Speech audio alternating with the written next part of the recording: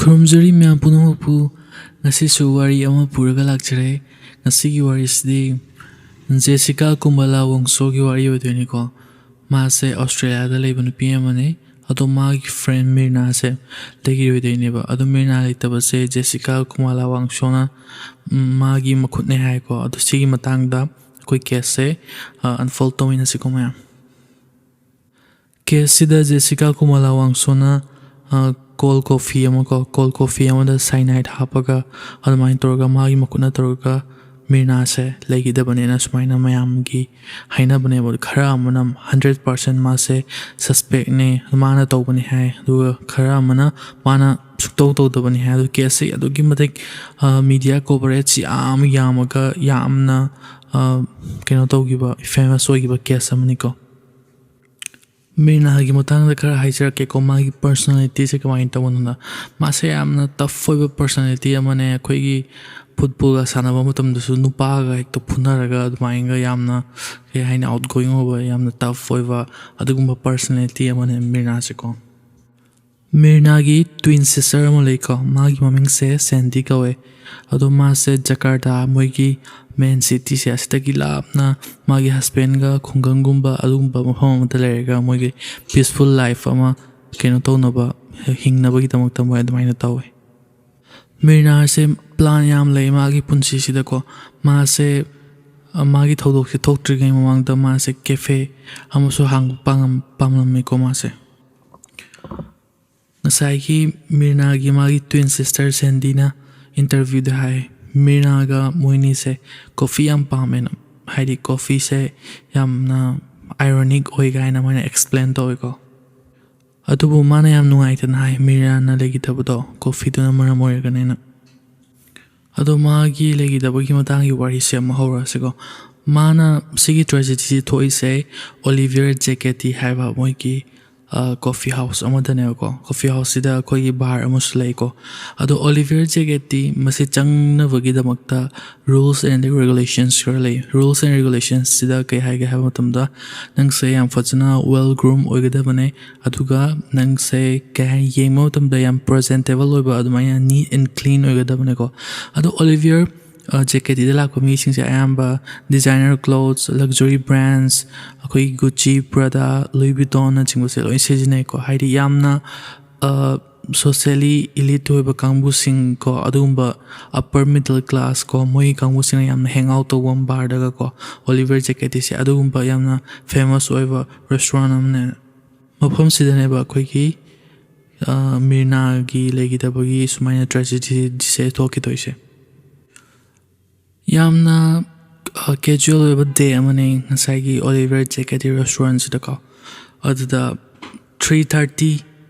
PM sida Jessica Wongso se minute ani khaktangi ma se phatchanga me ko adugi mutungda 4:14 sida ma se Oliver da shopping bags me am para chang poi ko ma se aduga ma se 4:18 taba mutumda Jessica na drinks ama order dawe mana order toba drink to Vietnamese ice coffee oidoini ko nasai ki bar da leiba Oliver Jacketi restaurant gi da leiba miduna order se la abu matungda man order se seme Vietnamese ice coffee se ko Vietnamese ice coffee se mana adum semba natural mana adum semaga da leiba adumba drink amane ko mase mana follow toroga niyom do chapchana mana kai haini yamna fajana drink se mana prepare tore aduga moigi runner lakududa tray da hapaga pire aduga pung 4:24 PM tarakpa matamda drink se Jessica Wongso da serve tawe ko aduga pung 5 ga minute 13 chalakpa matam sida saigi Jessica Wongso gi friend Mirna se heni ko ba mamanabi amoga moise lae saigi Oliver Jacketi restaurant da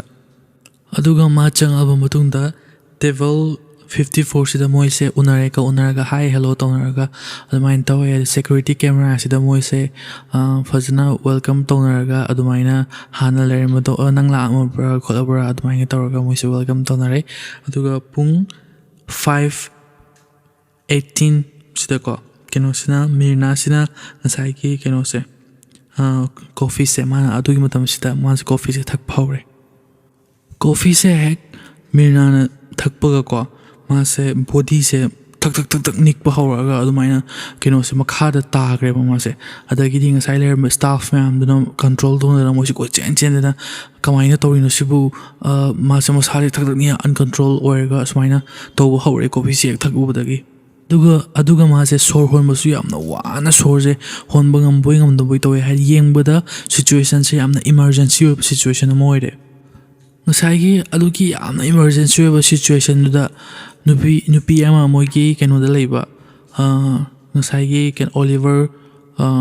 bar sigi ko moigi da leiba serve to one nupi amana yamna ot oiba behavior ama uieba ko kari ot oiba behavior ama ui haba matamda Jessica Wongso se ngasai mirna se magi friend itanam ngai haktangi mawangda moi se welcome to no da mai familiar ga coffee thakminar ga leramba friends se ase friends na ngasai gi emergency oiba situation amada mai masaj ni ga sor hon mangam dana tar ga lebu du ma se help ito dana nakan ji da tumina lepa le na ngasai nupi ama moi gi Oliver da thawak tor ga lebu nupi ama na interview da haeba hek ig mo matamda adum china na ngai behavior toroga masile aduga ngasai nupi du da hangi mana anoina coffee du da kari hapchilur bono smaina tori se kholi se ana yamna magi acting du suspicious oibuto aduga ngasai gi nupi ama bar attendant nupi do aduna coffee se ita yeng mo matamda coffee se kaino ma yamna unusual oiba kaino ma yawba do no man tawiba adagi di mana coffee se kitang thaga yeng thakwa yeng mo matamda manam je yamna rotan oiba pumbagi manam na ma taste se su yamna kayani adugumba pumbagi taste ama toroga coffee se yamna natural coffee gi taste to oideba aduga ngasai coffee semakpa nupa do aduna yengma matamda coffee se yamna kayani machu turmeric machu yangang machu dong to ko aduga manam se naksalaga nam matam yamna sharp oiba super glue gi manam gumba yamna natonda yang laung panba adumba manam ama nammeba aduga ngasai nupa na magi ingredients book se asida yenge aduda ingredients book sida su off oiba ingredients amata yauteba mana semgiba coffee Vietnamese ice coffee miyam to aduda su karimta report aduguma amta lagte adubu ngasai gi kaino na mirna na thakiba coffee do adudo khaktane ma chuju hongaga adumaina rota noi best smell orise adaidi mirna se hospital da bukhal amantungda ma se sorgon ba lab khre ko pukhalak paga ngatang lepaga adugi mai mapa sina hai mirna nang sumaina tori se kagino nang chakki do sarak pudi ai chakki bane hena pe ai di ahal su orbani aduga nang na na adumaina tori se kay nang amta hawlo kholo ta mana thwa yam ngai tan hai adagi magi twin sister Sandy na sula aga mirna gi mamai sida khajai sida khubang se tharga hawlo mirna nang hawlo toroga mana kapag hai nang na adumaina lei do kholi do kari do hai mana adumaina uncontrol oiba adagi emotional oiba do bura doctor nurse ma'am se changjilaga thembiraga mirna se hojik leitre ma se sorhon balep khre na adumaina themjinbi adagi mirna gi legi dabagi matang se moi ki friends ma'am su loina sok jaiba yamna khangudana adumaina mirna gi pau stab kai no mirna do boi nga saida unna se khotna se na wari do sanar mada ngai ri khole kamain toroga ma wa suk tuna hekta sibu oiba yabro khotprana adi moi je funeral lawyer fawda process to bogam do wakhalam asuki matik thuna mirna sa khoi ma'am thado ka chat khre ko na hospital da Jessica Wongso ko magi apun momi se adum haire aise Jessica ga magi friends mirna ga gi friends mayam ama lae go hospital mo se unawa adai de magi mirna gi father sina hai mirna to hoi coffee do mana tha aga ma do legi tre ado Jessica nang di matam do kari thak ke sini aduga na Jessica na hai ai di mineral water tha ena hekta matam da keno sina magi father sina jingnaba aduguma mangon da suspect obse adagi hogreba adubu Jessica gi receipt se asida koina uba pangje Jessica na cocktail ani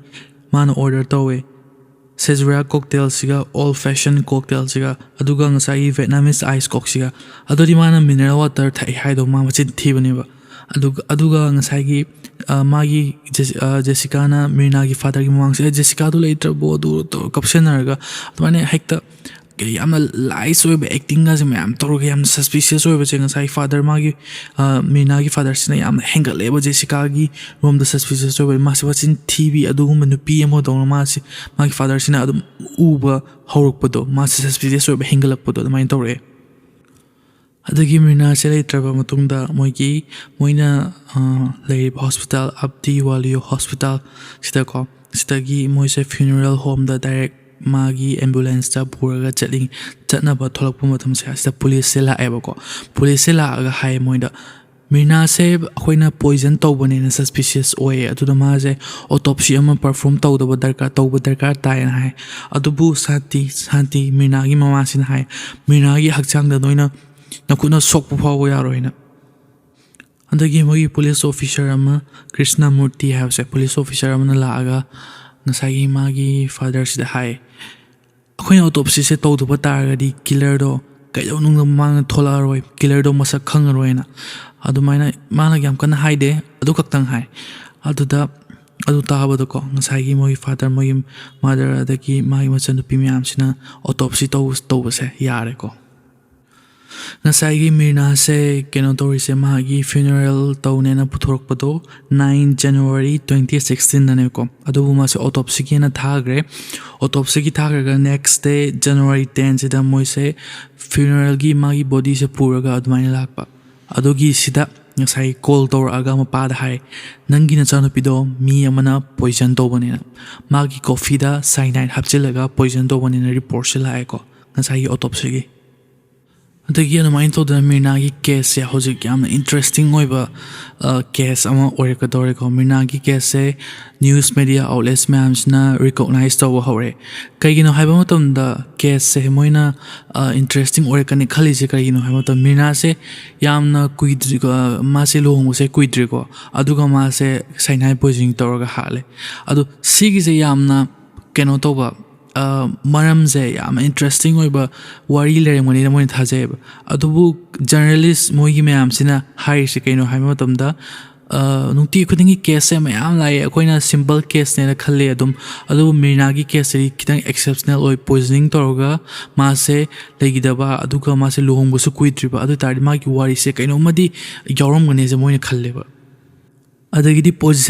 poisoning to base cyanide poisoning dana adudi cyanide poisoning wow cyanide poisoning hai di loi dana cyanide se karai dagi no moina prok pado adu kamaina moise ma se yola ino adu kamaina ngasai gi Mirna gi coffee power yora ino hai base asigi story ama lakhre bako adudi me ama cyanide hai base kai no sing matang na mukidang haijra ke ko cyanide se yamna lethal loiba poison amane ma se hek consume to buga khodak ta mi se adumai shivering to showroom bo waraga adumai ngasai gi magi symptom se la aga mi se leita bugo aduga ma se phangbu su adu imatik yamna wa ba adugum poison amane ma se aduga cyanide se koi natural da stress yamna pikna phange bako natural almonds da apples da cassava da moi se yawe ado cyanide se one of the 10 most poisonous substance on the earth never quite agi poisonous oiva substance taragi manung da prithvi da bhamu da cyanide chi amane ba cyanide se cytochrome oxidase ka mari leine ba masi se kai na haba matam da cell sing sina oxygen fangada ba amadi thadokada ba se asida moina thingba adugi matik kai cell gi performance se to matam da yamna wahan ba adugumba keno amane poison amane ba aduga ngasai gi oxygen yauri singche sizina da ba mayam ama adagi keno mapan da thadokhi da mayam ama si mayam si loina body sida loina lock torga thamaga akhoi gi ken khuchu gu mengan sing asang gi laga adumain topa magi symptom ne ba adagi di ngasai gi oxygen yawga da ba oxygen yawarga function to ba khoi vitals organs mayam se organs heart lungs adagi lari ba mayam se fail to ba tapna mathang horok toine ba mo se adumaina oxygen me amna ekta phunjillaga adagidi oxygen keno tor maphan da thadoktana adumain tor pagi ngasai gi mayam sina mi se convulsion torpa masa se chingaga nikaga torpa adagidi mai se coma da chatkiva adai mi se ke haini magi thawai se thaw phaw ba yai ba ngasai cyanide poisoning se aduki badak sathi ga poisoning amane ba Somda police mayam sinasu aduki matik moigi case ase kumang jangsinaba interview lodana koltana mayam matawe adagidi suspect se kana or ke haba matamta ngasai Jessica se magi close friend Mirna gi close friend Jessica se or toineba adagidi magi father sinasu Mirna gi papa sinasu hai koina suspect tawdo Jessica sinena ko aduga maga Jessica ga Mirna ga se yamna close friend or meko aduga moi se Australia da college school kamina dana aduga graduation tomina dana admain to yam close friend e moi se aduga Mirna sina ma se Australia da gi Indonesia da halakpa ko moi se Indonesia da gini ko Indonesia da halakpa aduga Jessica na le hoba ko Jessica na chahi mari le ga ma se Indonesia da amuk la ko Indonesia da lakpa sida mana han ma tawning ma se kai no han ta magi friend circle sing close friends ma se asiga meet up torga adu maina catch up tawning mo do adu ne ba aduga ngasai gi Mirna ga Jessica ga Australia da leing sida moi se yamna thengai bu khudingi moi se bond semna ba hona dana mari se phajana laina ba friendship oina adu coffee thakpa chamina dana koimina dana lakmina dana admai tawe aduga noma Jessica sina Mirna da haiba magi boyfriend do admaina magi behavior do yamna fatte khote aduni na adu Mirna sina maung chahiba nangna aduguma boyfriend duga nang relationship da dum lai du kai gino khol kino admaina mana harsh da kidang chaiba do khot do admain tawe ade Jessica se jealous oiba dong tawe ba magi Mirna gi life sida Mirna sidi magi boyfriend afaga lai dana admaina life ta yamna phajana settle toroga admaina magi future se ahead se yamna nungai na admaina uye aduga Jessica sina magi situation se yamna nungai taba aduga yamna ups and downs me am leba situation ne ba Jessica na lai se sumaina interview da kenona magi father sina hai kenogi Mirna gi aduga Jessica se kenogi questioning do bagi amuk su pure ko police station sida adu pur aga ma se admaina questioning ke to me am si loina outrageous or Jessica se ma keno da social media da admaina troll torga kholaga Jessica nang hoji phaw admaina hinga ga le dunang na mai do ikai dra khotra admaina torga me am sina Indonesia je loire ko keno se Jessica se keno to da me am sina head to da adagidi ma se TV interview amada lai ko TV interview amada laga adumaina moigi reporter sin hange Jessica hojik man in loose ama murderer ama ngasai gi leiba taragadi Mirna gi case ki mutang sida nang mangonda kari hainingi se aduga na mana haise nang nasana phattaba tawradi nongmo soidana police na nang se phagani khotkani aduna adu muthabuk to nongmo ta tawganu khotkanu na mana adumai hai adubu ngasai gi nupa reporter amana kawaina u ge haiba matam ta pot se mana nang na phattaba thabak ama tawradi nang nongmo soidana phagani khotkani haiba matam da ma se mamit se reporter sigam connect to deba ma se adu mamit se ma mathak ta inkhalaga haiba adu sigi behavior se criminal singna magi story ma form to no ba aduga ma se magi justice to adumaina deny toraga adumaina ma se innocent ne haina prove to na ba ma se word se adu magi semjin sajin ba wai sing se haiba matam da yam toina sina ba technique samane ba ngasai magi behavior se unlock tor iskana no haiba matamda Deputy Minister Law and Human Rights Professor at DOS High Sinaneba adagi ngasai gi Deputy Minister sina ko ngasai makhata na magi observation se tawbo matamda ngasai gi Mirna na like tabon numit se asida Olivier Jacketi varsida pung mai taw matamda Jessica sina magi camera Olivier bars leba camera mapan leko camera mapan sida kari uge ha matamda Jessica sina mafam khudik mak sida mana chatlaga corner sida mana yenge ba sise as if like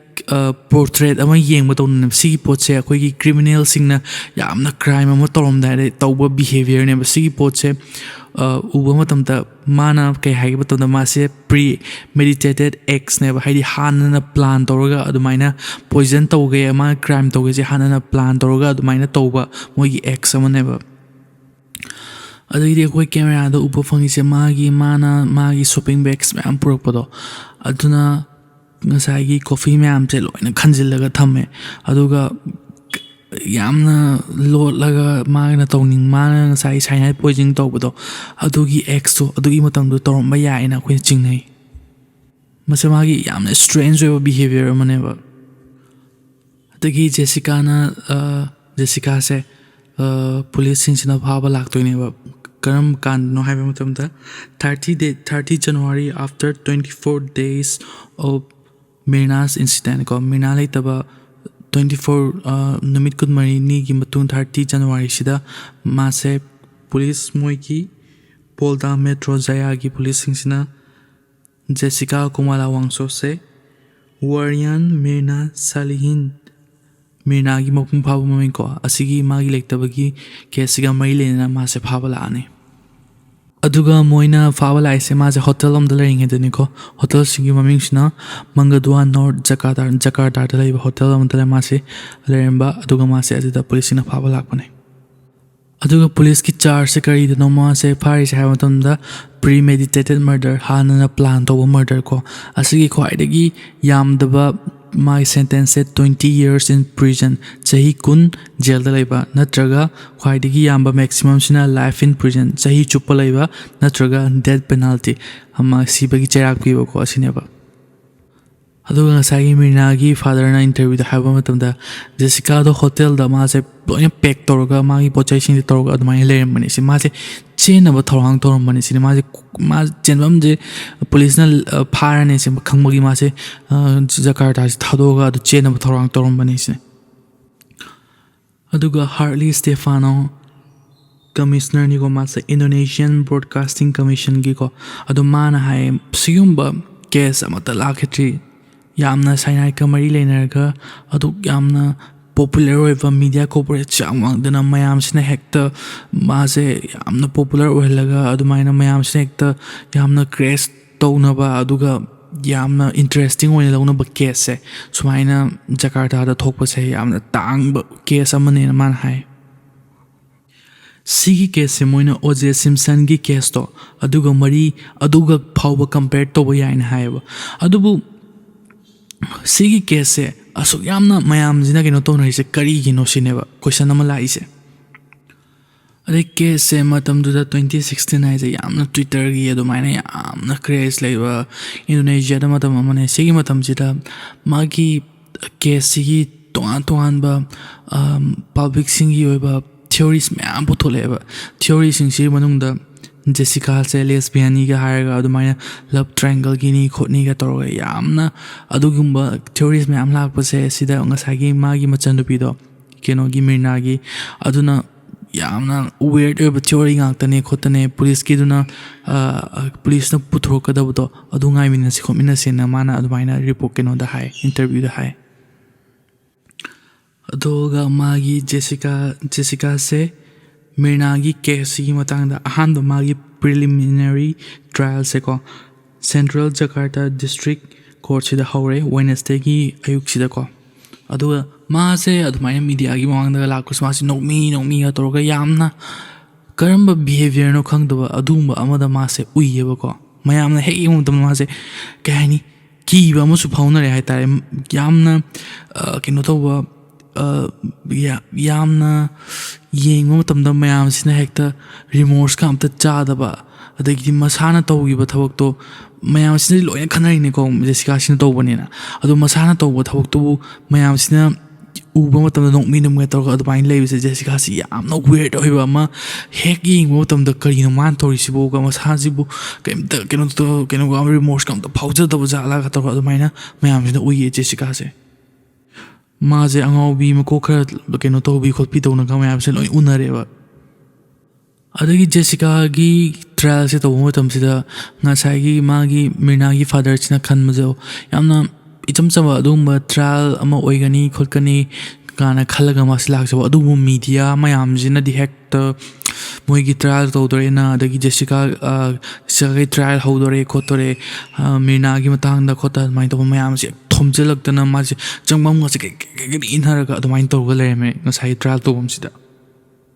ꯑꯗꯒꯤ trial ꯇꯧꯕꯁꯦ ꯍꯦꯛꯇ movie ꯅꯝꯕꯒꯤ ꯇꯥꯏꯞꯇꯒ ꯇꯧꯔꯒ audience ꯃꯌꯥꯝꯁꯦ ꯀꯦꯃꯦꯔꯥꯁꯤꯅ ꯍꯦꯛꯇ ꯆꯥꯝꯃ ꯆꯅꯤꯒ ꯂꯩꯔꯒꯀꯣ ꯑꯗꯨꯃꯥꯏꯅ ꯇꯧꯔꯒ ꯇꯧꯋꯦ ꯑꯗꯒꯤꯗꯤ ꯃꯥꯒꯤ ꯇ꯭ꯔꯥꯏꯜꯁꯦ 24 hour a day 14 TV station da ꯑꯗꯨꯃꯥꯏꯅ ꯂꯥꯏꯚ ꯇꯧꯔꯒ ꯇꯧꯕ ꯇ꯭ꯔꯥꯏꯜꯅꯦꯕ ꯃꯥꯁꯦ ꯑꯗꯒꯤꯗꯤ ꯇ꯭ꯔꯥꯏꯜꯁꯤ ꯂꯣꯏꯔꯒ ꯃꯊꯪ ꯇꯥꯔꯛꯄ ꯅꯨꯃꯤꯠ ꯈꯨꯗꯤꯡꯃꯛꯇ ꯀꯩꯅꯣꯁꯦ ꯉꯁꯥꯏ ꯃꯤꯔꯅꯥꯒꯤ ꯐꯥꯗꯔꯁꯦ ꯏꯟꯇꯔꯚ꯭ꯌꯨ ꯇꯧꯋꯦꯕ ꯑꯗꯨ ꯏꯟꯇꯔꯚ꯭ꯌꯨ ꯇꯧꯕꯗ ꯃꯥꯅ ꯑꯗꯨꯝ ꯍꯥꯏ ꯍꯦꯛꯇ ꯃꯥꯅ ꯀꯃꯥꯏꯅ ꯇꯧꯔꯒ ꯃꯆꯤꯟꯁꯦ ꯑꯗꯨꯛꯀꯤ ꯃꯇꯤꯛ ꯊꯤꯕ ꯃꯇꯝꯗ ꯕꯦꯒ ꯃꯌꯥꯝꯗꯨꯅ ꯈꯟꯖꯤꯜꯂꯒ ꯀꯣꯐꯤꯗꯣ ꯑꯗꯨꯃꯥꯏꯅ ꯃꯥꯅ ꯊꯝꯃꯒ ꯀꯣꯐꯤꯗꯨꯁꯨ ꯄꯥꯏꯗꯦ ꯍꯥꯏ ꯈꯣꯠꯇꯦ ꯍꯥꯏ ꯑꯗꯨꯃꯥꯏꯅ ꯇꯧꯔꯒ ꯃꯥꯒꯤ ꯃꯆꯤꯟ ꯊꯤꯕ ꯈꯣꯠꯄ ꯃꯌꯥꯝꯁꯦ ꯁꯨꯝ ꯏꯟꯇꯔꯚ꯭ꯌꯨ ꯄꯤꯔꯒ ꯌꯥꯝꯅ ꯀ꯭ꯔꯤꯁꯇꯦꯜ ꯀ꯭ꯂꯤꯌꯔ ꯑꯣꯏꯕ ꯑꯃ ꯌꯥꯎꯔꯦꯕ ꯀꯩꯅꯣꯁꯦ ꯖꯦꯁꯤꯀꯥꯁꯤꯅ ꯃꯤꯔꯅꯥꯁꯦ ꯑꯗꯨꯃꯥꯏꯅ ꯇꯧꯔꯒ ꯃꯥꯒꯤ ꯃꯈꯨꯠꯇꯒꯤ ꯂꯩꯒꯗꯕꯅꯦꯁꯦ ꯑꯗꯒꯤ ꯄꯕ꯭ꯂꯤꯛ ꯃꯌꯥꯝꯁꯤꯅꯁꯨ ꯀꯩꯅꯣ ꯇꯧꯕ ꯍꯧꯔꯛꯑꯦ ꯃꯥꯁꯦ ꯖꯦꯁꯤꯀꯥꯅꯤ ꯂꯣꯏꯅ ꯈꯥꯏꯅꯕ ꯍꯧꯔꯦ ꯖꯦꯁꯤꯀꯥꯁꯦ ꯃꯥꯒꯤ ꯃꯣꯇꯤꯞꯇꯣ ꯀꯔꯤ ꯑꯣꯏꯔꯝꯒꯅꯤ ꯁꯤꯅꯦ ꯃꯌꯥꯝꯁꯤꯅ ꯂꯣꯏꯅ ꯍꯪꯅꯔꯤꯁꯦ ꯑꯗꯨꯝ ꯃꯌꯥꯝꯁꯤꯅ ꯁ꯭ꯄꯦꯀꯨꯂꯦꯠ ꯇꯧꯅꯔꯤꯁꯦ ꯃꯥꯒꯤ ꯃꯣꯇꯤꯞꯇꯣ ꯖꯦꯂꯁꯤ ꯑꯣꯏꯔꯝꯕ ꯌꯥꯏ ꯃꯅꯤ ꯑꯣꯏꯔꯝꯕ ꯌꯥꯏ ꯑꯗꯨ ꯇꯧꯔꯝꯕ ꯌꯥꯏ ꯑꯗꯥ ꯇꯧꯔꯝꯕ ꯌꯥꯏꯅ ꯃꯌꯥꯝꯁꯤ ꯂꯣꯏꯅ ꯃꯥꯏ ꯊꯤꯑꯣꯔꯤ ꯄꯨꯊꯣꯛꯅꯔꯒ ꯑꯗꯨꯃꯥꯏꯅ ꯂꯣꯏꯅ ꯖꯦꯁꯤꯀꯥꯅꯤ ꯂꯣꯏꯅ ꯇꯧꯕ ꯍꯧꯔꯦ ꯑꯗꯒꯤꯗꯤ ꯖꯦꯁꯤꯀꯥꯒꯤ ꯇ꯭ꯔꯥꯏꯜꯁꯤꯗ ꯄꯕ꯭ꯂꯤꯛ ꯄ꯭ꯔꯣꯁꯤꯀ꯭ꯌꯨꯇꯔꯁ ꯃꯌꯥꯝꯁꯤꯁꯨ ꯌꯥꯎꯕ ꯍꯧꯔꯦ ꯑꯗ ꯃꯣꯏꯅ ꯊꯤꯔꯤꯁꯦ ꯐꯦꯛꯁꯇꯨꯅꯦꯕꯀꯣ ꯉꯁꯥꯏꯒꯤ ꯕꯤꯛꯇꯤꯝꯗꯨꯅ ꯃꯇꯝꯗꯨꯗ ꯀꯔꯤ ꯇꯧꯏ ꯑꯗꯨꯒ ꯄꯔꯄꯤꯇ꯭ꯔꯦꯇꯔꯗꯨꯅ ꯃꯇꯝꯗꯨꯗ ꯀꯔꯤ ꯇꯧꯏ ꯍꯥꯏꯕ ꯃꯥꯒꯤ ꯐꯦꯛꯁꯁꯤꯅꯦꯕ ꯊꯤꯔꯤꯁꯦ ꯑꯗ ꯖꯦꯁꯤꯀꯥꯅ ꯇꯧꯕ ꯃꯥꯒꯤ ꯁ꯭ꯇ꯭ꯔꯦꯟꯖ ꯕꯤꯍꯦꯕꯤꯌꯔꯁꯦ ꯀꯔꯤꯅꯣ ꯍꯥꯏꯕ ꯃꯇꯝꯗ ꯃꯥꯅ ꯍꯧꯖꯤꯛꯀꯤ ꯀꯣꯐꯤꯗꯣ ꯄꯨꯔꯛꯑꯒ ꯊꯝꯕ ꯃꯇꯝꯗ ꯃꯥꯅ ꯆꯦꯌꯔ ꯑꯃ ꯆꯤꯡꯁꯤꯜꯂꯦꯕ ꯆꯦꯌꯔꯁꯦ ꯆꯤꯡꯁꯤꯜꯂꯤꯁꯤ ꯀꯩꯒꯤꯅꯣ ꯍꯥꯏꯕ ꯃꯇꯝꯗ ꯃꯅꯤꯡꯗ ꯂꯩꯕ ꯃꯥꯒꯤ CCTV ꯀꯦꯃꯦꯔꯥꯁꯦ ꯕ꯭ꯂꯣꯛ ꯇꯧꯅꯕꯒꯤꯗꯃꯛꯇ ꯑꯗꯨꯒ ꯃꯅꯤꯡꯒꯤ CCTV ꯀꯦꯃꯦꯔꯥꯁꯦ ꯕ꯭ꯂꯣꯛ ꯇꯧꯈ꯭ꯔꯦ ꯍꯥꯏꯕ ꯃꯇꯝꯗ ꯉꯁꯥꯏꯒꯤ ꯀꯣꯐꯤꯗꯨꯒꯤ ꯃꯃꯥꯡꯗ ꯃꯥꯅ ꯁꯣꯞꯄꯤꯡ ꯕꯦꯒꯇꯣ ꯊꯝꯃꯦꯕ ꯀꯩꯒꯤꯅꯣ ꯃꯃꯥꯡꯗ ꯂꯩꯕ CCTV ꯀꯦꯃꯦꯔꯥꯁꯦ ꯕ꯭ꯂꯣꯛ ꯇꯧꯅꯕꯒꯤꯗꯃꯛꯇ ꯑꯗꯨꯃꯥꯏꯅ ꯇꯧꯔꯒ ꯃꯣꯏ ꯐꯦꯛꯁꯁꯦ ꯌꯦꯡꯕ ꯍꯧꯔꯦꯕ ꯍꯥꯏꯗꯤ ꯉꯁꯥꯏꯒꯤ ꯄꯕ꯭ꯂꯤꯛ ꯄ꯭ꯔꯣꯁꯤꯀ꯭ꯌꯨꯇꯔꯁ ꯃꯌꯥꯝꯗꯨꯅ ꯍꯦꯛꯇ ꯖꯦꯁꯤꯀꯥꯁꯦ ꯃꯥꯁꯦ ꯑꯗꯨꯅꯦ ꯃꯌꯥꯝꯁꯤꯅ ꯀ꯭ꯔꯦꯁ ꯇꯧꯔ ꯃꯌꯥꯝꯁꯤꯅ ꯂꯣꯏꯅ ꯖꯦꯁꯤꯀꯥꯅꯤ ꯍꯥꯏꯔꯛꯑꯦꯗ ꯍꯦꯛꯇ ꯖꯦꯁꯤꯀꯥꯁꯤꯅ ꯅꯝꯕ ꯅꯠꯇꯦ ꯃꯥꯒꯤ ꯐꯦꯛꯁ ꯃꯌꯥꯝꯗꯣ ꯇꯧꯔꯛꯏꯅꯦꯕ ꯀꯅꯥꯅ ꯀꯣꯐꯤ ꯁꯦꯝꯕꯗꯒꯤ ꯀꯣꯐꯤꯗꯨ ꯀꯅꯥꯅ ꯇꯆ ꯇꯧꯏ ꯑꯗꯨꯒ ꯀꯣꯐꯤꯗꯨ ꯀꯅꯥꯒꯤ ꯃꯅꯥꯛꯇ ꯂꯩ ꯈꯣꯠꯂꯤ ꯑꯗꯨꯒ ꯉꯁꯥꯏꯒꯤ ꯕꯤꯛꯇꯤꯝꯗꯨꯅ ꯇꯧꯔꯤꯗꯨꯅ ꯀꯔꯤꯅೋ ꯑꯗꯨꯒ ꯄꯔꯄꯤꯇ꯭ꯔꯦꯇꯔꯗꯨꯅ ꯇꯧꯔꯤꯗꯨꯅ ꯀꯔꯤꯅꯣ ꯍꯥꯏꯕ ꯐꯦꯛꯁ ꯃꯌꯥꯝꯁꯤꯅꯦꯕ ꯑꯍꯥꯟꯕꯗ ꯄ꯭ꯔꯣꯁꯤꯀ꯭ꯌꯨꯇꯔꯁ ꯃꯌꯥꯝꯁꯤꯅ ꯁꯤꯌꯣꯔ ꯑꯣꯏꯗꯕꯗꯣ ꯃꯣꯏꯗ ꯁꯤꯌꯣꯔ ꯑꯣꯏꯗꯕꯁꯦ ꯀꯔꯤꯅꯣ ꯍꯥꯏꯕ ꯃꯇꯝꯗ ꯄꯣꯏꯖꯟꯁꯦ ꯀꯔꯝꯕ ꯃꯇꯝꯗ ꯖꯦꯁꯤꯀꯥ ꯉꯁꯥꯏꯒꯤ ꯃꯤꯔꯅꯥꯒꯤ ꯀꯣꯐꯤꯗꯨꯗ ꯆꯪꯈꯤꯒꯦ ꯍꯥꯏꯕꯁꯦ ꯁꯤꯌꯣꯔ ꯑꯣꯏꯗꯦꯕ ꯑꯗꯨꯅ ꯃꯣꯏꯅ ꯇꯣꯛꯁꯤꯀꯣꯂꯣꯖꯤ ꯑꯃ ꯇꯥꯟꯅꯔꯒ ꯊꯤꯒꯠꯄ ꯍꯧꯔꯦꯕ ꯑꯗ ꯃꯣꯏꯅ ꯇꯥꯏꯝ ꯐ꯭ꯔꯦꯝ ꯑꯃ ꯄꯨꯔꯛꯄ ꯉꯝꯃꯦ ꯇꯥꯏꯝ ꯐ꯭ꯔꯦꯝꯁꯦ 429ꯗꯒꯤ 433 ꯐꯥꯎꯕꯒꯤ ꯃꯅꯨꯡꯁꯦ ꯑꯁꯤꯗ ꯉꯁꯥꯏꯒꯤ ꯖꯦꯁꯤꯀꯥꯅ ꯐꯝꯃꯤꯕ ꯖꯒꯥꯁꯤꯗ ꯃꯥꯒꯤ ꯚꯦꯁꯤꯅꯤꯇꯤꯁꯤꯗ ꯀꯅꯥꯝꯇ ꯂꯩꯇꯦꯕ ꯑꯀꯣꯏꯕꯁꯤꯗꯀꯣ ꯑꯗꯨꯒ ꯃꯥꯅ ꯀꯣꯐꯤꯁꯦ ꯑꯗꯨꯒꯤ ꯃꯇꯝꯗꯨꯗ ꯆꯤꯡꯉꯒ ꯁꯨꯝ ꯆꯤꯡꯊꯣꯛꯑꯒ ꯀꯩꯅꯣꯒꯤ ꯃꯅꯥꯛꯇ ꯊꯝꯒꯦꯕ ꯇꯦꯕꯜꯒꯤ ꯑꯦꯟ ꯂꯣꯏꯔꯛꯄꯁꯦ ꯑꯁꯤꯒꯤ ꯃꯅꯥꯛꯇ ꯊꯝꯃꯦꯕ ꯁꯤꯒꯤ ꯃꯇꯥꯡꯁꯤꯗꯅꯦꯕ ꯃꯣꯏꯅ ꯀꯩꯅꯣ ꯇꯧꯕꯗ ꯉꯁꯥꯏꯒꯤ ꯄꯣꯏꯖꯟꯁꯦ ꯑꯦꯟꯇꯔ ꯇꯧꯔꯝꯕ ꯌꯥꯏ ꯍꯥꯏꯁꯦ ꯃꯣꯏꯅ ꯁ꯭ꯄꯦꯀꯨꯂꯦꯠ ꯇꯧꯔꯤꯁꯦ ꯑꯗꯒꯤ ꯅꯣꯡꯃ ꯀꯩꯅꯣꯗ ꯖꯦꯁꯤꯀꯥꯁꯤꯅ ꯃꯥꯁꯦ ꯒꯤꯜꯇꯤ ꯑꯣꯏꯔꯒ ꯀꯩꯅꯣꯗ ꯂꯩꯈꯤꯕ ꯖꯦꯜꯗ ꯂꯩꯈꯤꯕ ꯃꯇꯝꯀꯣ ꯁꯤꯁꯤꯗ ꯅꯣꯡꯃ ꯏꯟꯇꯔꯚ꯭ꯌꯨ ꯇꯧꯕ ꯂꯥꯛꯑꯦ ꯏꯟꯇꯔꯚ꯭ꯌꯨ ꯇꯧꯕ ꯂꯥꯛꯄꯁꯤꯗ ꯃꯥꯅ ꯍꯥꯏ ꯑꯩꯒꯤ ꯄꯨꯟꯁꯤꯁꯤꯗ ꯉꯁꯥꯏꯒꯤ ꯀꯣꯐꯤ ꯊꯛꯃꯤꯟꯅꯔꯨꯕ ꯏꯃꯥꯟꯅꯕꯤꯁꯤꯡꯒ ꯏꯆꯝ ꯆꯝꯅ ꯀꯣꯐꯤ ꯊꯛꯃꯤꯟꯅꯕ ꯆꯠꯈꯤꯕ ꯅꯨꯃꯤꯠꯇꯣ ꯑꯗꯨꯗꯒꯤ ꯑꯩꯒꯤ ꯄꯨꯟꯁꯤꯗ ꯄꯨꯔꯥ ꯂꯣꯏꯔꯦ ꯁꯤꯅꯦ ꯃꯤꯗꯤꯌꯥ ꯃꯌꯥꯝꯁꯦ ꯑꯩꯉꯣꯟꯗ ꯑꯦꯇꯦꯟꯁꯟ ꯄꯤ ꯂꯩꯔꯦ ꯑꯩꯉꯣꯟꯗ ꯑꯩꯒꯤ ꯀꯦꯁꯁꯤꯗ ꯇꯧꯔꯒ ꯃꯣꯏꯅ ꯄꯩꯁꯥ ꯇꯥꯜꯂꯒ ꯑꯗꯨꯃꯥꯏꯅ ꯑꯔꯥꯟꯕ ꯄꯣꯠꯁꯤꯡꯁꯦ ꯃꯣꯏꯅ ꯄꯦꯄꯔꯁꯤꯡꯁꯤꯗ ꯅꯝꯃꯒ ꯈꯣꯠꯂꯒ ꯃꯌꯥꯝꯁꯤꯗꯒꯤ ꯃꯌꯥꯝꯒꯤ ꯑꯦꯟꯇꯔꯇꯦꯟꯃꯦꯟ ꯑꯣꯏꯔꯒ ꯃꯣꯏꯅ ꯄꯩꯁꯥ ꯂꯧꯊꯣꯛꯑꯒ ꯂꯩꯔꯦ ꯈꯣꯠꯂꯦ ꯑꯗꯒꯤꯗꯤ ꯀꯣꯔꯠꯁꯤꯗ ꯂꯥꯛꯄ ꯃꯇꯝꯗꯁꯨ ꯀꯦꯃꯦꯔꯥꯁꯦ 200-300ꯃꯨꯛ ꯇꯧꯔꯒ ꯃꯉꯣꯟꯗ ꯐ꯭ꯂꯥꯁꯁꯤꯅ ꯍꯦꯛꯇ ꯀꯥꯞꯁꯤꯜꯂꯛꯇꯨꯅ ꯈꯣꯠꯆꯤꯜꯂꯛꯇꯨꯅ ꯇꯧꯔꯒ ꯑꯗꯨ ꯃꯌꯥꯝꯁꯤꯅ ꯇꯧꯕꯗꯒꯤ ꯉꯁꯥꯏꯒꯤ ꯃꯤꯗꯤꯌꯥꯒꯤ ꯑꯦꯇꯦꯟꯁꯟꯁꯦ ꯃꯥꯁꯦ ꯒꯤꯜꯇꯤ ꯄ꯭ꯂꯤꯠꯁꯦ ꯇꯧꯗ꯭ꯔꯤ ꯒꯤꯜꯇꯤꯅꯤ ꯀꯣꯔꯠꯅ ꯍꯥꯏꯗ꯭ꯔꯤꯉꯩꯗ ꯐꯥꯎꯕ ꯃꯥꯁꯦ ꯒꯤꯜꯇꯤꯅꯦꯁꯦ ꯑꯗꯨꯝ ꯍꯥꯏꯕꯤꯈ꯭ꯔꯦꯕ ꯑꯗꯨꯗꯒꯤ ꯃꯥꯅ ꯀꯣꯔꯠꯁꯦ ꯊꯥꯡꯒꯠꯂꯒ ꯆꯦ ꯆꯥꯡ ꯃꯌꯥꯝ ꯊꯥꯡꯒꯠꯂꯒ ꯗꯤꯐꯦꯟꯁ ꯇꯧꯕꯁꯤ ꯀꯣꯔꯠꯅꯁꯨ ꯐꯖꯅ ꯂꯧꯕꯤꯈꯤꯗꯦ ꯈꯣꯠꯄꯤꯈꯤꯗꯦ ꯑꯗꯨꯃꯥꯏꯅ ꯇꯧꯔꯒ ꯃꯥꯅ ꯏꯟꯇꯔꯚ꯭ꯌꯨꯗ ꯍꯥꯏꯌꯦ ꯑꯗꯒꯤ ꯃꯤꯔꯅꯥꯒꯤ ꯇ꯭ꯔꯥꯏꯜꯁꯦ ꯇꯧꯕ ꯃꯇꯝꯗ ꯖꯦꯁꯤꯀꯥꯁꯦ ꯃꯉꯣꯟꯗ ꯀꯣꯏꯁꯟ ꯍꯪꯕ ꯃꯇꯝꯗ ꯃꯥꯁꯦ ꯌꯥꯝꯅ ꯔꯤꯂꯦꯛꯁ ꯑꯣꯏꯔꯒ ꯑꯗꯨꯃꯥꯏꯅ ꯅꯣꯛꯃꯤ ꯇꯧꯔꯒ ꯃꯤꯅ ꯀꯣꯏꯁꯟ ꯍꯪꯕꯁꯦ ꯑꯩꯉꯣꯟꯗ ꯄ꯭ꯔꯦꯁꯔ ꯌꯥꯝꯅ ꯄꯤ ꯈꯣꯠꯂꯤ ꯀꯣꯏꯁꯟꯁꯦ ꯑꯟꯁꯔꯁꯦ ꯇꯧꯕ ꯉꯝꯗꯦ ꯈꯣꯠꯇꯦꯒ ꯇꯧꯔꯒ ꯑꯗꯒꯤꯗꯤ ꯃꯣꯏꯒꯤ ꯄꯕ꯭ꯂꯤꯛ ꯄ꯭ꯔꯣꯁꯤꯀ꯭ꯌꯨꯇꯔꯁ ꯃꯌꯥꯝꯁꯤꯅ ꯅꯪꯉꯣꯟꯗ ꯀꯔꯤ ꯄ꯭ꯔꯦꯁꯔ ꯄꯤꯔꯤꯅꯣ ꯈꯣꯠꯂꯤꯅꯣ ꯍꯥꯏꯔꯒ ꯃꯥꯁꯦ ꯑꯟꯁꯔꯁꯤꯗ ꯗꯥꯏꯔꯦꯛ ꯈꯨꯝꯕ ꯉꯝꯗꯕ ꯅꯣꯛꯃꯤ ꯇꯧꯔꯒ ꯑꯗꯨꯝ ꯂꯩꯕ ꯑꯗꯒꯤ ꯃꯤꯔꯅꯥꯒꯤ ꯐꯥꯗꯔꯁꯤꯅ ꯍꯥꯏ Mado asengba Minado Magi Mina like the Magi Yaudabo or the Mother Hojic Captain Kutan Minado, I give best friend, the mind to the command of Minado like the Budoki, the Budo, I get no she best friend, the book of the Torogamase, Tower the Matam see the Pauba. I'm the relax or the mind say guilty of a me behavior in his name. Adubu Jessica Azukimatic relax or the Karikino, Mayamna, Maze, Magi defense lawyer say Otto Hashibon or Bagira Sinebo. Otto Hashibon say I'm the celebrated lawyer, Amanico defense lawyer, Mani, Indonesia, Adomaze, Ma Adumba, Achoba lawyer, Malay Bagi Maze, relax story, a colleague and high Mayamna. Otto Hashibona, Jessica defense lawyer, Oibas, Yagi, Versika, Maramna, no Hamatamda. Matamduda. 99% of Indonesian people sina Jessica se marale na Mirnagi case da moina khale aduk yamba population amagi mayokta defense tawnawa defense lawyer ama oiba haise yamna Jessica dagisu right amaneba defense tawjaba haise aduna sigi potse mana Otto Hashibona yabaneba mana yaba matamda defense lawyer oina mana haye karigumba defense story ngi court trial gi maraksida nang se guilty ne harak patar gre ai se nangi defense lawyer dagi thadokani sine pham thadokani sine aduga na Jessica sina kai sukai den hai haidi magi su defense tawna bagi chance sama phangan mado mayam punamok na masila le har ga su adui pot to work ethic to adune Otto Hashibona tawse aduga Otto Hashibona mana yamna haya mana confident oi jabse karino haiba targadi real proof se leitaba magi cyanide se hapagi matang sita ko cyanide se ma figure out gi hapira ma bag tagi ham bag tagi lokthog hapkrida exact real evidence leiteba aduna mana casing hongane thaje adubu ngasai gi public prosecutors mayam sina haise we don't need exact proof ko circumstantial evidence mayama se Jessica the loin point to isine asi se enough evidence never to prove Jessica is the main suspect ko aduna moise trial se hore adudha marak sida yamna strange oiba case strange oiba incident se kari ore ke haiba matamda masai gi Mirna gi body se full autopsy se tawram deba full autopsy tawdana only toxicology examination magi se tawram bako aduga magi stomach tagi just sample jelorga toxicology examination se tawram ba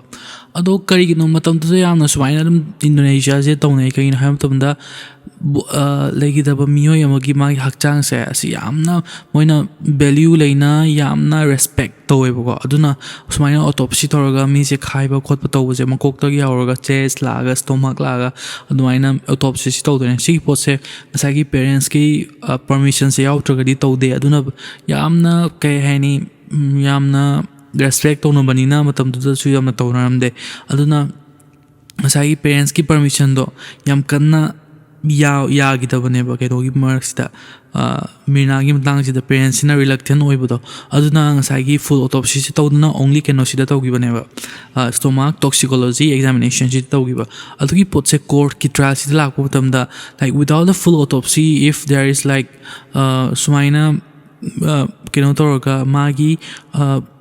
keno da jakhau da acid ki adumaina damage layer mi kholami haise sigi potse reliable oi de smain to gi na ba hawr to ne ba adagi di sai ki Otto Hashibona haise moina brain do autopsy tar taragani maje stroke ta gi siram chu yai aduga atopa natural causes ta gi leidi da ba or ma chu yai ko aduna noi autopsy to da sumaina hekta water toxicology na examination toroga adumina cyanide to bane khotpane haise se reliable oide khote maji natural cause na lagi de wor mo ja aduna se case oibom sungthok thokte sineba adagi mogi case da chow mi myam ma witness ki adagi di mogi testimony pibagi aduma me amla ko sigi marks so jaya surya atmaja mase so amani ko mase forensic pathologist amane Indonesia gi first DNA doctor amane na hai ko ado mase mana hai legi daba mioi amagi magi legi daba gi maram se magi body the yauriba organs ma'am, sigi ma'am's brains, hearts, lungs, liver, si ma'am's fully autopsy to examination to already karina legi the no have to kang deba quina kang basung moeva. Say forensic niyom neba aduna ngasai brain stroke na legi the bor masu yai lungs da kuch problem nei bada gi legi the bor masu yai adagi heart the maramoidana legi the bor masu yai admaina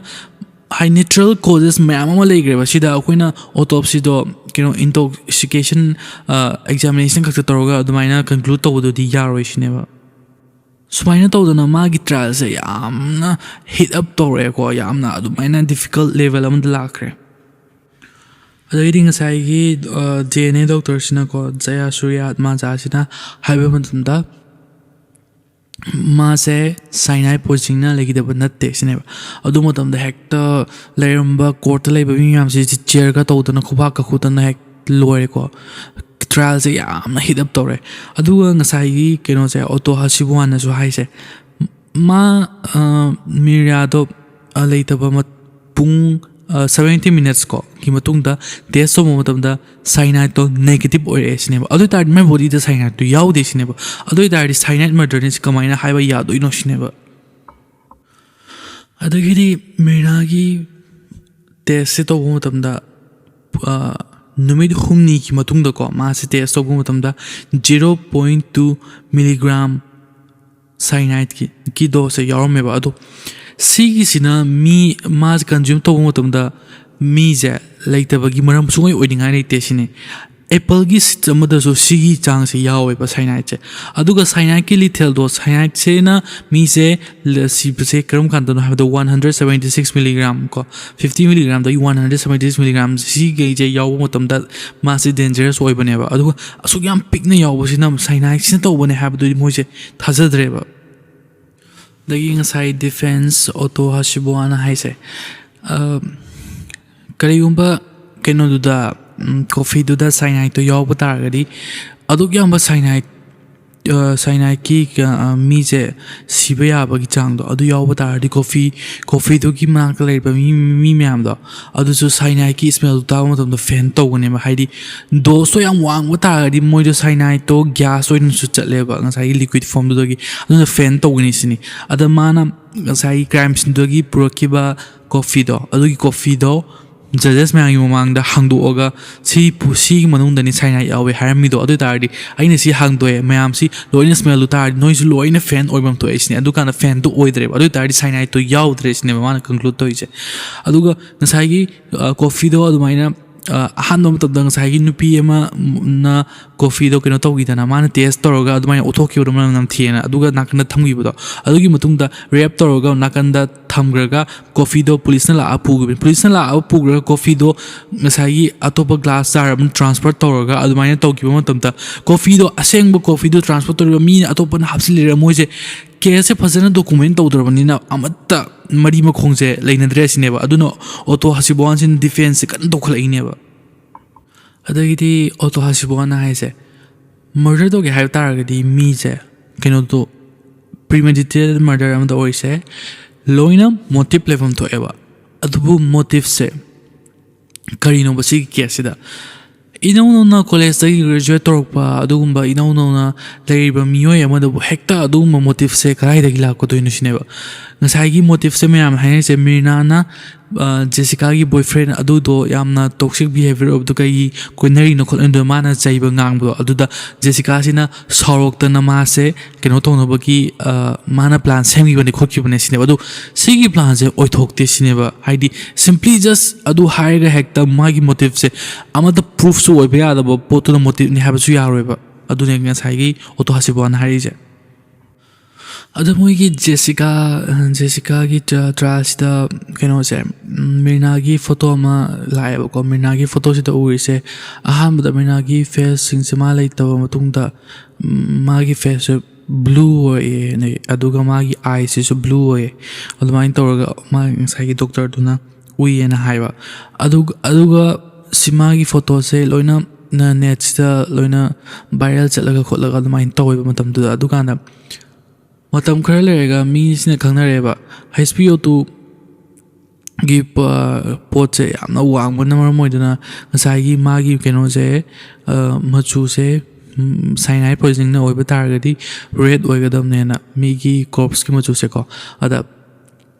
keno se blue oibani na sigi pot se cyanide poisoning na te sina adu matam khara lerega magi photo se change toga red face oiga adu maina oina laaba adoi taradi sigi pot se evidence se provable oide sineba photo si de koina editing toga adu toga change toba yai sineba adagidi case se adu yamna hida boy koi matungina bang bang on koba nupa ama Australia dagi lai ko moise keno gi expertise amani forensic pathologist ko yam famous we adu man hai se cyanide poisoning natte sini adagidi moina counter attack tore ko ngasai gi public prosecutors mayam duna bang bang ona Australia se kram kan lakhe gesini aduga nangna Australia da ga nangi testimony pibse article 102 gi matungina nangse keno toroga phajana moi law gi matungina keno changada documents ke ki mayam du toroga phajana laktrabnina nangse hojik 6 months ki oina Indonesia da chang pagi ban togreba mase adumai toroga moise counter attack toraga yam hida boy khale ko adagidi moina evidence ajoba karamba evidence ki matungina hojik case se tharaga yak toino sine aduganda ngasai ki defense lawyer mayam jina almoise law hojik case moise win tobu ngamore se khanna phawre kai na ha matamda aseng bagi oina di Jessica sina ngasai ki thabak se cyanide poisoning towe habagi proof evidence lektiba adoi targasu mana cyanide poisoning taude habagi proof evidence su defense lawyer singi marakta leiteba aduna maram oiduna moina defense obode ngamaktrine adagidi khoi psychologist myam sina haise Jessica se narcissist psychopath abaneba magi behavior se exclusive compulsive behavior mane ma se kayani magi revenge loaning ba adagi mingona jealousy leba myam sita ma se psychopath amani magi behavior se magi facial expression sida khangmang amisine See ma'am say empirical studies sagi fangma taneba ko narcissist psychopath ne exclusive compulsive behavior ne hai sakai no amado na migi facial features magi eyes se kamaina mamit ta sparkle yaw toba mamit se itaw taraga ilanglangaga adumaina ma se itaw taraga mamit se kai haini yamna blank chatlaga leba mioi adagidi magi naton gi shape aduga naturally ko aduga magi lips ki movement ke ma'am se asidagi imperial studies ma'am se ki khangmang me mi gi behavior se depict to bangam me haitare ada hoji Jessica gi keno gi matangda mana Australia da learning da keno gi matang se da mo har ke ko khara ma se Australia da learning da 14 cases police ki ko adu da ma related weba amana ma haibado ma se masa mathanta seasoning bagi adugumbagi tawbagi ko case adagidi nursing home amada magi car se crash tawjilroga mi damage yam thogan bagi adagidi magi boss ta mana machin thiba adai boss nongma aina saur adi nang chu keno to ko ni ga tarma tamka ga tawba khotpa an mai torga case me amada ma se related oil me adagidi finally tha mari gi matungda magi trial gi keno se lae result se ko verdict se adu kai hai ke matamda Jessica se first degree murder gi guilty ko oirena ma se hare aduga ma se 20 years in prison ko cinema court ki verdict lai se adagi ding sa gi auto haji boy se moi se keno tore ko defend moise keno tore mai thi adubu moina hai se court ki keno se magi verdict se ngasai Jessica dun so hai se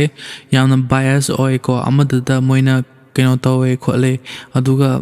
yamna unfair oi ko aduna moise anoba appeal tawgani kolkani hai adagidi ma se jail da leger ko jail da leger mutung da ma se interview to ya de ahan be interview to ga ngatang ke hai ni around some 10 minutes phung matung da ma interview se thalaga moi interview to honba ya gan gi deba adugi matung ma se interview to wambu ya gi tre ko adumai criminal atai myam se loina yamna ajaw ba magi moral myam se loi interview to ya ꯑꯗꯨꯒ ꯁꯤꯕꯒꯤ ꯆꯩꯔꯥꯛ ꯐꯪꯗꯨꯅ ꯂꯩꯔꯤꯕ ꯃꯤ ꯐꯥꯎꯕ interview ꯇꯧꯍꯜꯂꯦ ꯑꯗꯨꯒ ꯃꯥꯁꯤꯗꯤ ꯌꯥꯗꯦꯕ ꯁꯤꯒꯤꯁꯦ ꯀꯔꯤꯒꯤꯅꯣ ꯃꯣꯏ ꯗꯤꯐꯦꯟꯁ ꯂꯣꯌꯔ ꯑꯣꯇꯣ ꯍꯥꯁꯤꯕꯋꯥꯅꯕꯨ ꯈꯜꯂꯦꯕ ꯑꯗꯨꯃꯥꯏꯅ ꯇꯧꯔꯒ ꯀꯦꯁꯁꯦꯀꯣ ꯁꯤꯒꯤ ꯀꯦꯁꯁꯦ ꯌꯥꯝꯅ ꯏꯟꯇꯔꯦꯁꯇꯤꯡ ꯑꯣꯏꯁꯦ ꯀꯩꯒꯤꯅꯣ ꯍꯥꯏꯕ ꯃꯇꯝꯗ ꯑꯁꯦꯡꯕ ꯗꯥꯏꯔꯦꯛ ꯑꯣꯏꯕ ꯏꯕꯤꯗꯦꯟꯁꯇꯣ ꯑꯃꯠꯇ ꯌꯥꯎꯗꯦꯕ ꯁꯤꯒꯤ ꯀꯦꯁꯁꯤꯗ ꯉꯁꯥꯏꯒꯤ ꯁꯔꯀꯝꯁꯇꯦꯟꯁꯤꯌꯦꯜ ꯏꯕꯤꯗꯦꯟꯁ ꯃꯌꯥꯝꯗꯨꯅ ꯈꯣꯝꯖꯤꯜꯂꯒ ꯑꯗꯨꯃꯥꯏꯅ ꯃꯥꯒꯤ ꯄꯩꯁꯥ ꯃꯌꯥꯝ ꯀꯩꯅꯣꯗ ꯗꯤꯐꯦꯟꯁ ꯂꯣꯌꯔꯁꯤꯡꯗ ꯑꯃꯗꯤ ꯉꯁꯥꯏꯒꯤ ꯄꯕ꯭ꯂꯤꯛ ꯄ꯭ꯔꯣꯁꯤꯀ꯭ꯌꯨꯇꯔ ꯃꯌꯥꯝꯁꯦ ꯑꯁꯤꯅ ꯇꯧꯔꯒ ꯃꯣꯏꯗ ꯄꯩꯁꯥ ꯊꯥꯗꯔꯒ ꯑꯗꯨꯃꯥꯏꯅ ꯑꯉꯝꯕ ꯌꯦꯠꯅꯔꯒ ꯑꯁꯦꯡꯕ ꯏꯕꯤꯗꯦꯟꯁ ꯄ꯭ꯔꯨꯐꯇꯣ ꯑꯗꯨ ꯂꯩꯇꯕꯅ ꯃꯔꯝ ꯑꯣꯏꯗꯨꯅ ꯃꯣꯏꯒꯤ ꯌꯦꯠꯅꯕꯁꯤꯗ ꯑꯣꯏꯔꯒ ꯌꯨꯝꯐꯝ ꯑꯣꯏꯔꯒ ꯑꯉꯝꯕꯗꯨꯅ ꯉꯝꯈꯤꯕꯅꯦꯕ ꯑꯗꯨꯀꯥꯟꯗ ꯇꯁꯦꯡꯅ ꯀꯩꯅꯣꯁꯦ ꯂꯩꯒꯗꯕ ꯃꯤꯗꯅ ꯃꯥꯡꯖꯩꯀꯣ ꯑꯗꯨꯒ ꯉꯁꯥꯏꯒꯤ ꯀꯩꯅꯣꯗꯣ ꯖꯦꯁꯤꯀꯥꯗꯨꯅ ꯇꯁꯦꯡꯅ ꯃꯥꯁꯦ ꯃꯔꯥꯜ ꯂꯩꯕ ꯂꯩꯇꯕ꯭ꯔꯥꯁꯦ ꯑꯁꯤ ꯃꯌꯥꯝ ꯀꯃꯦꯟꯇ ꯍꯥꯏꯕꯤꯔꯝꯃꯨꯀꯣ ꯃꯥꯁꯦ ꯑꯟꯐꯦꯌꯔꯂꯤ ꯀꯦꯁꯁꯤꯗ ꯇꯧꯕꯤꯈꯤꯕ꯭ꯔꯥ ꯅꯠꯇ꯭ꯔꯒ ꯃꯥꯁꯦ ꯇꯁꯦꯡꯅ ꯃꯔꯥꯜ ꯂꯩꯕ ꯃꯥꯟꯕ꯭ꯔꯥ ꯈꯣꯠꯄꯁꯦ ꯀꯃꯦꯟꯇ ꯍꯥꯏꯕꯤꯔꯝꯃꯨꯀꯣ ꯑꯗꯣ ꯋꯥꯔꯤꯁꯦ ꯉꯁꯤꯒꯤꯗꯤ ꯁ꯭ꯋꯥꯏꯗ ꯂꯣꯏꯁꯤꯟꯖꯔꯒꯦ ꯃꯌꯥꯝ ꯂꯣꯏꯕ ꯐꯥꯎꯕ ꯇꯥꯕꯤꯕꯒꯤꯗꯃꯛꯇ ꯍꯥꯏꯅꯤꯡꯉꯥꯏ ꯂꯩꯇꯅ ꯊꯥꯒꯠꯆꯔꯤ ꯑꯁꯣꯏ ꯑꯉꯥꯝ ꯌꯥꯎꯈ꯭ꯔꯕꯁꯨ ꯃꯌꯥꯝꯅ ꯉꯥꯛꯄꯤꯒꯅꯤꯀꯣ ꯑꯗꯨꯒ ꯃꯊꯪꯒꯤ ꯋꯥꯔꯤꯗ ꯑꯃꯨꯛ ꯊꯦꯡꯅꯔꯁꯦ ꯃꯌꯥꯝ ꯁ꯭ꯇꯣꯔꯤꯁꯦ ꯋꯥꯔꯤꯁꯦ ꯅꯨꯡꯉꯥꯏꯕꯤꯔꯒꯗꯤ ꯂꯥꯏꯛ ꯇꯧꯕꯤꯔꯝꯃꯨ ꯁꯦꯌꯔ ꯇꯧꯕꯤꯔꯝꯃꯨ ꯁꯕꯁꯀ꯭ꯔꯥꯏꯕ ꯇꯧꯕꯤꯔꯝꯃꯨ ꯑꯗꯣ ꯋꯥꯔꯤ ꯂꯤꯕꯁꯤꯗ ꯂꯤꯕ ꯃꯑꯣꯡꯁꯦ ꯑꯩꯁꯨ ꯑꯍꯥꯟꯕ ꯑꯣꯏꯕꯅꯤ ꯌꯥꯝ ꯀꯟꯅ ꯍꯩꯖꯕꯗꯤ ꯅꯠꯇ꯭ꯔꯦ ꯑꯗꯨꯅ ꯈꯔ ꯀꯩ ꯍꯥꯏꯅꯤ ꯃꯌꯥꯝꯅ ꯏꯝꯄ꯭ꯔꯨꯞ ꯇꯧꯍꯟꯅꯤꯡꯕ ꯃꯑꯣꯡ ꯂꯩꯔꯒꯁꯨ ꯍꯥꯏꯕꯤꯔꯝꯃꯨꯀꯣ ꯑꯗꯣ ꯃꯊꯪꯒꯤ ꯋꯥꯔꯤꯗ ꯑꯃꯨꯛ ꯊꯦꯡꯅꯃꯤꯟꯅꯔꯁꯤ ꯉꯁꯤꯒꯤꯗꯤ ꯁ꯭ꯋꯥꯏꯗ ꯂꯣꯏꯁꯤꯟꯖꯔꯒꯦ ꯕꯥꯏ